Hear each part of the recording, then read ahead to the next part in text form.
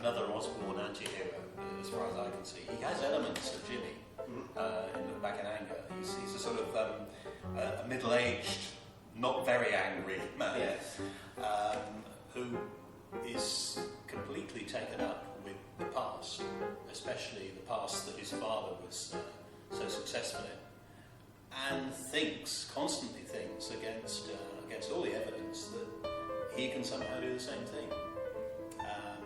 And in coordination with that, he's a bit too fond of a drink. He's constantly playing away from home in terms of his sex life. And I'm afraid he hasn't really got much going for him.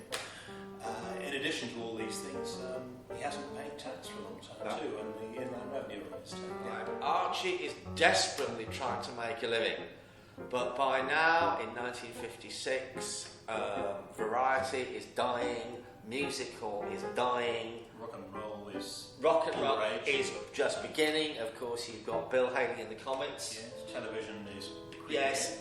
Rock around the clock, and what Archie is now in is literally he's not the A circuit, he's not the B circuit, he's on the D or E circuit with the girls, and we are in theatres where they couldn't move, but you've got the new tableaus. Thinking about what my character does, what Archie does, the contrast to the family scenes are these inserts of Archie's rather mediocre musical act. It's not without its charm, though I don't think that's why Osborne put them in there.